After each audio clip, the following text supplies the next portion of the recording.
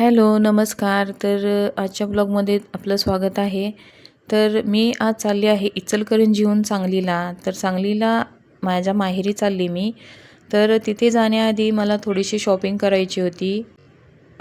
बाळासाठी कपडे वगैरे घ्यायचं होतं. कारण माझ्या लहान भावाच्या घरात एक छोटीशी बाहुली जन्माला आलेली आहे आणि तिच्यासाठी मला शॉपिंग करायचं होतं. तिच्यासाठी मी खूप काही शॉपिंग पण केली.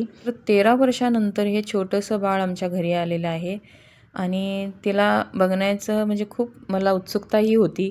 मी तिथे गेले आणि तिचं स्वागत खूप छान पद्धतीने केलं आणि तिचं वेलकम झाल्यानंतर तिला बघून म्हणजे एवढं समाधान वाटलं की म्हणजे खूप छान वाटलं.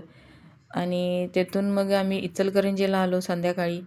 मला एक शॉपिंग करायचं होतं कारण आमच्या घरात म्हणजे माझा भाऊचा आहे तो, तिचं लग्न होतं. तिथं जाण्याआधी मला मुलग्यासाठी चप्पल आणि तिच्यासाठी काहीतरी खरेदी करायची होती, कपडे वगैरे. तेही मी तिथून घेतलं. येताना मी चिकन घेऊन आले होते घरी. मुलं म्हणतात की आहे ते रेसिपी करण्यापेक्षा काहीतरी नवीन बनव. नवीन बनवायच्या नादात एवढं सगळं पसारा करून ठेवलेलं होतं किचनमध्ये. हे आवरायला मला रात्रीचे 10 वाजले. 10 वाजेपर्यंत हे सगळं आवरलं. मी विचार केला की आता सगळंच काम आवरलं, आता निवांत जाऊन झोपते. रात्री 12:30च्या दरम्यानला अक्षराचं पोट दुखायला चालू झालं आणि त्याला लूज मोशन आणि वॉमिटिंग चालू झाली. मग तसंच मी दुसऱ्या दिवशी हॉस्पिटलला घेऊन आले दाखवायला. तिथे जाऊन डॉक्टरांना दाखवल्यावर डॉक्टर म्हणतात की तिला ॲडमिट करण्याची गरज आहे कारण तिची BP लो झालेली होती. मग हे तिथलं रूम आहे, ही गॅलरी आहे आणि हे रूम आहेत. स्पेशल रूम घेतली होती आम्ही डिलक्स. इथे AC, फ्रीज, TV सगळंच होतं अवेलेबल. तिथं तिला ॲडमिट केलं. तिथं सासूबाईंना बसवलं. मला काय लग्नाला हळदीच्या दिवशी जायला मिळालं नव्हतं. मी गेले होते ज्या दिवशी लग्न होतं त्या दिवशीच. इथे गेल्या हे तुम्ही बघत आहे की हे एंट्रीमध्ये लिहिलेलं आहे DM साहेब आणि पुढं माझे पप्पांचा फोटो पण लावलेला आहे. 2025 8 मार्च या दिवशी ते आम्हाला सोडून गेले.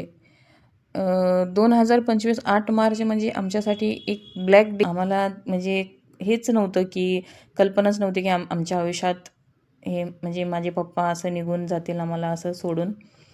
कारण हे सगळी गोष्ट तुम्ही आता बघू शकता की कभी खुशी कभी गम असं आमच्या आयुष्यात चाललं होतं पूर्ण हे 2025मध्ये. काही चांगल्या गोष्टीही घडल्या आणि काही खूप दुःखाच्या पण गोष्टी आमच्या आयुष्यात घडून गेलेल्या आहे.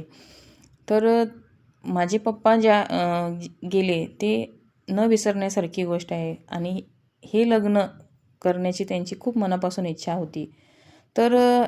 माझ्या भावाने पण या लग्नासाठी काही कमी केलेलं नाही. पप्पांची इच्छा होती म्हणून त्यांनी अगदी मनापासून स्वतः सगळं हे खर्च उठवून हे सगळं लग्न लावून दिलं आणि खूप छान पद्धतीने हे लग्न झालं आहे पूर्ण.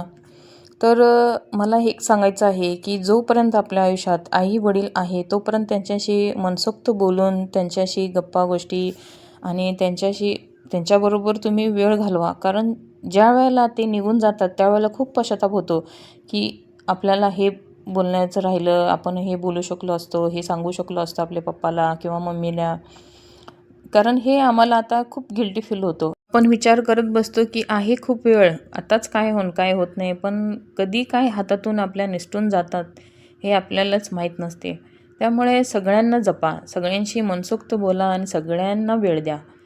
आणि आम्ही पण असंच विचार करत होतो की काय होणार पप्पाला, काहीच नाही, आहे व्यवस्थित, कशाला काळजी घ्यायची. पण कुठेतरी काय देवाला म्हणजे काय मंजूर होतं ते आम्हालाच माहीत नाही आणि काय एवढे लवकर आमच्या पप्पाला ते घेऊन गेले. आमच्या आयुष्यात खूप 2025मध्ये आम्हाला दुःख मिळालं. 25%च काही चांगल्या गोष्टी घडल्या, पण बाकीचे सगळं आम्हाला स्ट्रगलच आणि खूप त्रासदायक गेलेलं आहे. हे माझ्या मनातली गोष्ट मी तुम्हाला सांगितली. अक्षता पडल्यानंतर लग्नाची विधी चालू होती. तोपर्यंत आम्ही जेवणासाठी गेलो. जेवणही खूप छान होतं आणि तिथून मग आम्ही इचलकरंजीला आले संध्याकाळी 4 वाजेपर्यंत. आजचा ब्लॉग तुम्हाला आवडला असेल तर चॅनलला लाईक, सबस्क्राईब आणि शेअर करा.